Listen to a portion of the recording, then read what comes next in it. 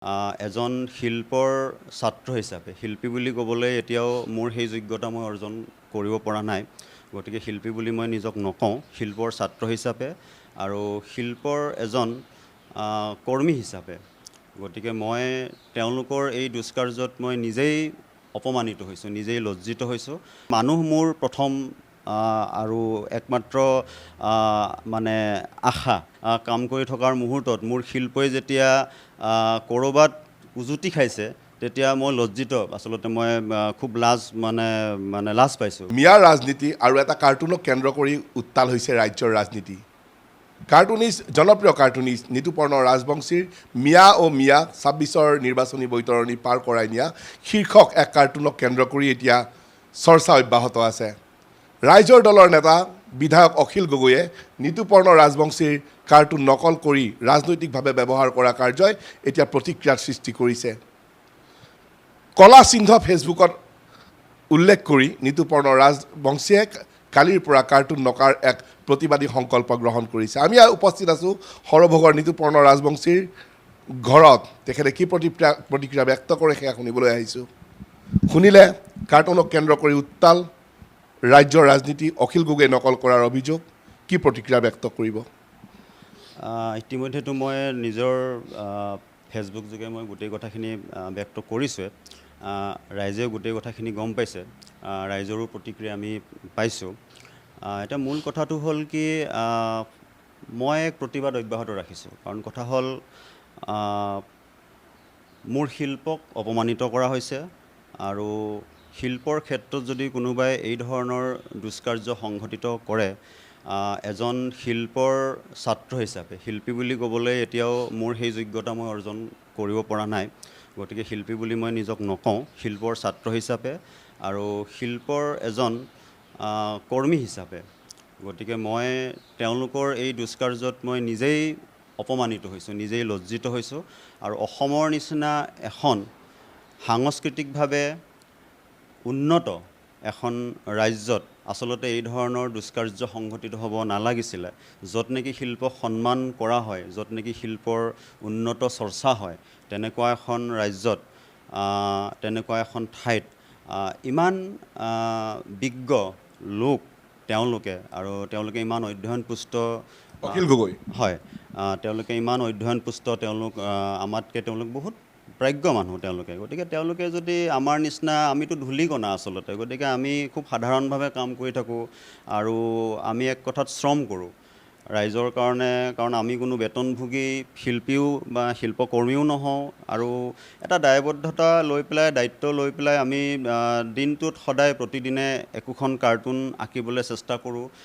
ৰাজ্যত বা দেশত যিবিলাক ঘটনা সংঘটিত হয়, সেই ঘটনাবিলাকক নজৰ দি বা সেই ঘটনাবিলাকৰ যিবোৰ তাৰ প্ৰতিক্ৰিয়া হয়, সেই প্ৰতিক্ৰিয়াবিলাকক আমি তাৰ বিশ্লেষণ কৰি ৰাইজৰ হকে, ৰাইজৰ স্বাৰ্থত যাতে এটা জনজাগৰণ সৃষ্টি কৰিব পাৰি চেষ্টা কৰা যায়। যাতে NKTVৰ জৰিয়তে অখিল গগৈক কি আহ্বান জনাব? ইতিমধ্যে আপুনি প্ৰতিবাদ কৰি কাৰ্টুন নকাৰ সিদ্ধান্ত সংকল্প গ্ৰহণ কৰা বুলি কৈছে। NKTVৰ জৰিয়তে পোনপটীয়াকৈ অখিল গগৈক কি ক'ব বিচাৰে? নাই, তেওঁলোকৰ প্ৰতি মোৰ কোনো আহ্বান নাই বা তেওঁলোকৰ প্ৰতি মোৰ কোনো আচলতে অনুৰোধো নাই। আৰু কাৰণ কথাটো হৈছে কি যে আমি নিজৰ ভাগে কাম কৰি থকা মানুহ, আৰু মোৰ কথাটো হ'ল কি যে মানুহ মোৰ প্ৰথম আৰু একমাত্ৰ মানে আশা। গতিকে মই মানুহৰ হকে কাম কৰোঁ, মানুহ মোৰ মূল আদৰ্শ। গতিকে মানুহক লৈ যিহেতু কাম কৰোঁ, গতিকে মই মানুহৰ হকে যিহেতু মানুহৰ ওচৰত যিহেতু মই দায়বদ্ধ আচলতে, গতিকে মই এই কামখিনিৰ ক্ষেত্ৰত মই আচলতে মানুহৰ ওচৰতহে আচলতে মই লজ্জিত হৈছোঁ। কাৰণ মই এনেকুৱা এটা কাম কৰি থকাৰ মুহূৰ্তত মোৰ শিল্পই যেতিয়া ক'ৰবাত উজুতি খাইছে তেতিয়া মই লজ্জিত, আচলতে মই খুব লাজ পাইছোঁ। গতিকে ২৮ আগষ্টত যিখন কাৰ্টুন মিয়া নিৰ্বাচনী বৈতৰণি পাৰ কৰাই নিয়া, ২৮ আগষ্টত আপোনাৰ কাৰ্টুনখন আছিলে, উদ্দেশ্য কি আছিলে বা সেই তাত কি বিষয়বস্তু আপুনি কি বুজাব বিচাৰিছিলে? হয়, মূল কথাটো হ'ল কি যে মিয়া বিতৰ্কই অকল আজি বা কালি নহয়, আজি বিগত প্ৰায় বছৰ বছৰ ধৰি আমি মিয়া বিতৰ্কৰ আমি প্ৰায় আমাৰ জন্মকালৰ পৰাই আমি যেতিয়াৰ পৰাই জনা বুজা হৈছোঁ যে মিয়া বিতৰ্কই অসমৰ ৰাজনীতি বা আমাৰ সমাজ জীৱনত প্ৰভাৱ পেলাই আহিছে। গতিকে কিন্তু ঘটনাটো হ'ল কি এই গোটেই বিষয়টো লৈ পেলাই সকলোৱে ৰাজনীতিয়েই কৰিলে। কোনোবা ৰাজনেতা হ'ল, কোনোবাই মন্ত্ৰী MLA হ'ল, কোনোবাই নিজৰ মানে সা সম্পত্তি মানে তেওঁলোকে আয় বঢ়ালে, বহুত কিবা কিবি হ'ল। কিন্তু কথাটো হ'ল কি এই বিষয়টো লৈ পেলাই কোনো ধৰণৰ সমাধান নহ'ল। আৰু আজিও সেই একেখিনি ঘটনাই হৈ থাকিলে আৰু এই গোটেই যিটো আজিৰ যিটো প্ৰক্ৰিয়া চলি আছে এইটো লৈ পেলাই অহা 26ৰ নিৰ্বাচনতো সেই অনুৰূপ ঘটনাই সংঘটিত হ'ব। গতিকে এই কথাটো কোনো নতুন কথা নহয়। আৰু মই যিখন কাৰ্টুন আঁকিছোঁ আগৰ যিটো ইতিহাসে কয় আমাৰ অসমৰ ৰাজনীতি বা আমাৰ সমাজ জীৱনত, সেই কথাখিনিকেই মই আচলতে মোৰ কাৰ্টুনখনৰ যোগেদি যে 26ৰ যিটো নিৰ্বাচন আহি আছে সেই নিৰ্বাচনত অসমৰ ৰাজনীতিত যিসকলে তেওঁলোকে নিজৰ উদ্দেশ্য পূৰণ কৰাৰ কাৰণে চেষ্টা চলাই আছে, তেওঁলোকে যিখন 26ৰ বৈতৰণি পাৰ কৰাৰ যত্ন কৰি আছে বা চেষ্টা কৰি আছে, সেই ছবিখনকে আচলতে মই অঁকাৰ কাৰণে চেষ্টা কৰিছিলোঁ বা ৰাইজক বুজোৱাৰ যত্ন কৰিছিলোঁ যে আচলতে মিয়া খেদা বা এই মিয়াৰ যিটো চৰ্চা আচলতে আন একো নহয়, এইটো তেওঁলোকৰ নিজৰ ৰাজনৈতিক স্বাৰ্থ সিদ্ধিৰহে আচলতে মূল উদ্দেশ্য। অখিল গগৈ ডাঙৰীয়াই আন এগৰাকী কাৰ্টুনিষ্টৰ হতুৱাই যিখন আঁকিলে সেইখন তেনেহ'লে নকল বা সেইখন আনজন হয়তো গোৱালপাৰাৰ কাৰ্টুনিষ্ট বুলি উল্লেখ কৰা হৈছে, সেই সন্দৰ্ভত কি ক'ব? আচলতে তেখেত এজন সম্পূৰ্ণৰূপে প্ৰফেশ্যনেল কাৰ্টুন। মই যেনেকৈ প্ৰফেশ্যনেলি কাৰ্টুন আঁকো, আচলতে তেওঁ কালি মই যেতিয়া এই গোটেই কথাখিনি উল্লেখ কৰিছিলোঁ, তেওঁ নিজেই মোৰ এটা মানে পষ্টৰ তলত তেওঁ উল্লেখ কৰিছিলে অখিল গগৈ দলৰ কোনোবা এজন ব্যক্তিয়ে আচলতে এই কনচেপ্টটো লৈ পেলাই তেওঁৰ দ্বাৰা কাৰ্টুনখন অঁকাইছিলে আৰু তেওঁক কৈছিলে যে এইটো খুব ইমাৰ্জেঞ্চি, তেওঁক আঁকি দিব লাগে আৰু তেওঁ সেই অনুপাতে তেওঁ আচলতে কাৰ্টুনখন আঁকি দিছিলে। আচলতে তেওঁ গোটেই ঘটনাটো কি তেওঁ গম পোৱা নাছিলে আৰু কেপশ্যনটো পৰ্যন্ত তেওঁ কৈছিলে যে আমি কেপশ্যনটো দি লওঁ, আপুনি খালি কাৰ্টুনখন আঁকি দিব লাগে। আৰু এই গোটেই কথাখিনি তেওঁ সেই পষ্টটোৰ তলত তেওঁ নিজে তেওঁ উল্লেখ কৰিছে তাৰমানে। আৰু সেইটো হোৱাৰ পিছত তেওঁলোকে কাৰ্টুনখন তেওঁৰ পৰা লৈ অহাৰ পিছত তেওঁলোকে এই কেপশ্যনটো মোৰ যিটো মূল কেপশ্যনটো আছিলে সেই কেপশ্যনটোৰ জাষ্ট সামান্য তেওঁলোকে সাল সলনি কৰি মূল যিটো বিষয়টো আছিলে সেইখিনিকে তেওঁলোকে তাত উল্লেখ কৰি তেনেকৈ তেওঁলোকে ব্যৱহাৰ কৰিছিলে। আচলতে তেওঁৰ কোনো ভূমিকা নাই। আপুনি ইতিমধ্যে সামাজিক মাধ্যম ফেচবুক জৰিয়তে অখিল গগৈৰ নাম উল্লেখ কৰি প্ৰতিবাদ সাব্যস্ত কৰিছে, নিজৰ মনৰ কথা কৈছে। ৰাইজৰ দল অথবা অখিল গগৈ ডাঙৰীয়াৰ তৰফৰ পৰা যোগাযোগ কৰা হৈছে নেকি বা কিবা বাৰ্তা প্ৰেৰণ কৰিছে নেকি? তেওঁলোকে তেনেকৈ কোনো ধৰণে ব্যক্তিগতভাৱে মোৰ লগত যোগাযোগ কৰা নাই। কিন্তু কালি যেতিয়া মই তেওঁলোকৰ দলৰ 3জনমান যিহেতু ফেচবুকত তেওঁলোক মোৰ বন্ধু তালিকাত আছে, তেওঁলোকে যেতিয়া অখিল গগৈ ডাঙৰীয়াই যেতিয়া এই পষ্টটো তেওঁৰ শ্বেয়াৰ কৰিছিলে আৰু সেই পষ্টটো যেতিয়া তেওঁলোকৰ নিজৰ একাউণ্ট ৱালত শ্বেয়াৰ কৰিছিলে, তেতিয়া মই তেওঁলোকৰ সেই কমেণ্টত মোৰ মূল কাৰ্টুনখন দি যেতিয়া উল্লেখ কৰিছিলোঁ আৰু যেতিয়া কথাখিনি আগবাঢ়িছিলে যে কিয় এনেকুৱা হ'ল বা কিয় তেওঁলোকে এই কামখিনি কৰিলে আৰু মই যে কষ্ট পাইছোঁ বা মই যে অপমানিত হৈছোঁ এই কথাখিনি উল্লেখ কৰাৰ পিছত তেওঁলোকে কিন্তু খুব সততাৰে তেওঁলোকে উল্লেখ কৰিছিলে যে এই কথাটো ভুল হৈছে আৰু তেওঁলোকে মোৰ ওচৰত ক্ষমাও খুজিছিলে আৰু তেওঁলোকে কৈছিলে যে বিষয়টো আমি ঠিক ঠাক কৰাৰ কাৰণে আমি যত্ন কৰিম।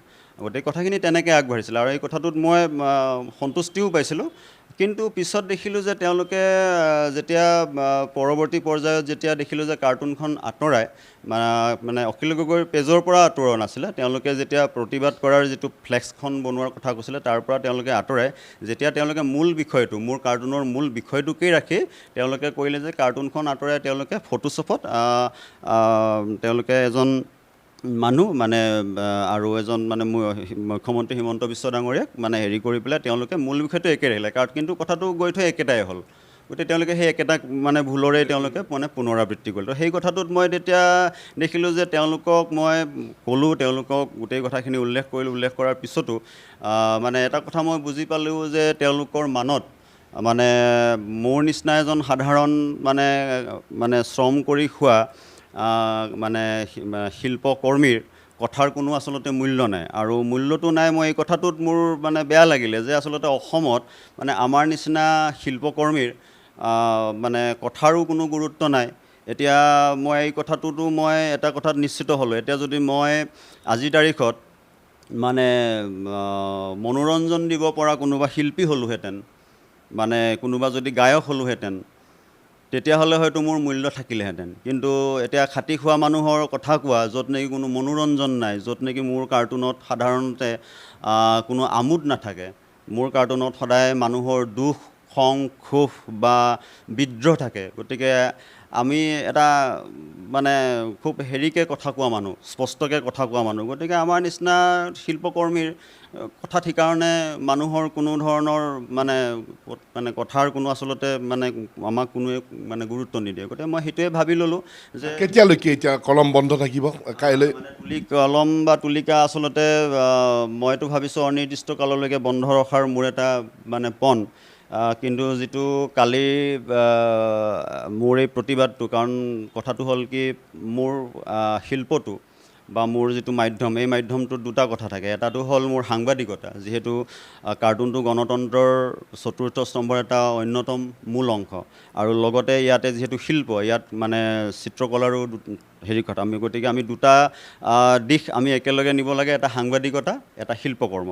তো দেখিলোঁ যে মোৰ এই মোৰ এই মাধ্যমটোত কোনো সাংবাদিক সংস্থা বা কোনো শিল্প সংস্থাই কোনোদিন মাত নামাতে। ইয়াৰ আগতেও এনেকুৱা বহুত ঘটনা ঘটি গৈছে, কোনো সাংবাদিক সংস্থা বা কোনো প্ৰেছ ক্লাবে মোৰ হৈ মাত নামাতে। অৱশ্যে দুই এটা স্থানীয় প্ৰেছ ক্লাবে মাত মাতিছে, সেইটো মই স্বীকাৰ কৰোঁ, কিন্তু কোনো মানে শিল্পকলা সংগঠনে কোনোদিন মাত মাতি পোৱা নাই বা কোনো আৰ্টিষ্ট মোৰ ওচৰত অহা নাই।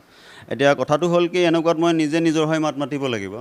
কিন্তু কালি যেতিয়া মই ক'লোঁ যে মই কাৰ্টুন মানে অঁকা বন্ধ কৰিম, অঁকাৰ পিছত মই সাংঘাতিক ধৰণে মোৰ কাৰ্টুন ভাল পোৱা বহু মানুহে মোক অনুৰাগী বুলি মই ঠিক নকওঁ, কিন্তু মোৰ কাৰ্টুন ভাল পোৱা বা মোৰ কাৰ্টুনক মানে সাংঘাতিক ধৰণে মানে তেওঁলোকে শ্ৰদ্ধা কৰা বহু মানুহে মোক মানে মৰম কৰে, যিসকলে মোক গালি পৰাৰ তেওঁলোকৰ সম্পূৰ্ণ অধিকাৰ আছে।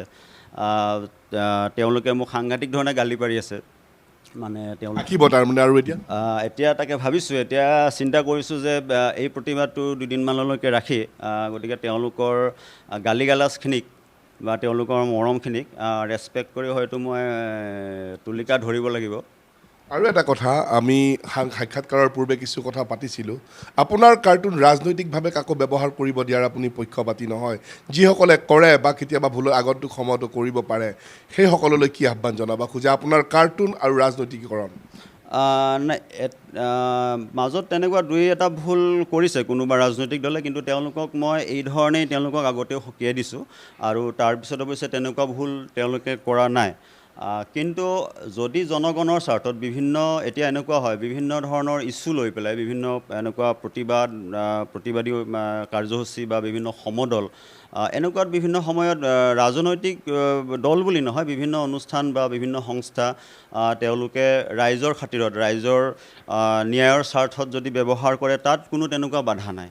কিন্তু সম্পূৰ্ণ ৰাজনৈতিক উদ্দেশ্যত ব্যৱহাৰ কৰাত বাধা আছে, বা সম্পূৰ্ণ তেওঁলোকৰ নিজৰ যদি মানে ন্যস্ত স্বাৰ্থৰ কাৰণে তেওঁলোকে যদি ব্যৱহাৰ কৰিব খোজে, সেইটোত মানে মই কেতিয়াও অনুমতি প্ৰদান নকৰোঁ। কাৰণ কথাটো হৈছে কি যে, মই প্ৰথমতেই কৈছোঁ যে মোৰ কাৰ্টুন সম্পূৰ্ণ মানুহৰ কাৰণে। যদি মানুহৰ কাৰণে তেওঁলোকে কিবা এটা কৰিব খোজে, তেতিয়া সেইটোত মোৰ তেনেকুৱা ধৰণৰ কোনো বাধ্যবাধকতা নাই।